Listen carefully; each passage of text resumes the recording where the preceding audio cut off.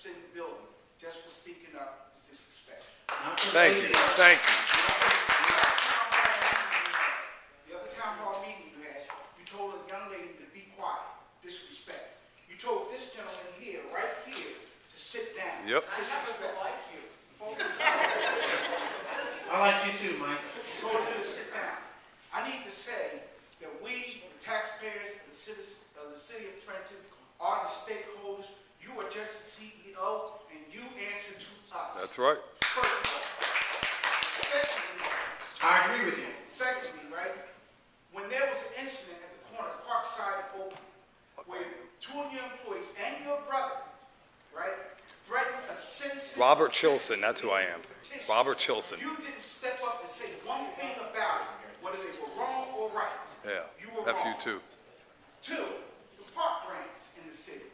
You talked about that. I've noticed that those parks are being taken care of around Aspen Creek.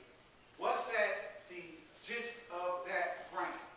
And two, third one, and last, is I asked you about the Washington, D.C. trip and how it came out and what can the city get from it, and you gave me no answer then. Can I get that answer tonight? Yes. The Washington, D.C., I'll go to your last question first. The Washington, D.C. trip was, I believe, was successful because it allowed me to meet people that have the ultimate authority over approving our grant application. So I sat with him. It also gave me a direct connection to the White House. I met with someone that has direct connections to people that can get things done I feel the same way. in Washington. And I think the doors are open. They've also, and I spoke to Director Armitage the other day, they've also embraced the idea of us having our police director come down, sit with them, talk with them about best practices, and just work with them and some of the latest police techniques that are being used around the country. So in that regard, it was helpful. But the most beneficial of the trip was the fact that our application remained open. Our application is open, and if funding is available, we don't have to go through the whole process of reapplying. And I believe, just based on my conversations with the people in Washington, that we will receive an award if the president's bill is passed and/or with the new congressional appropriations in January.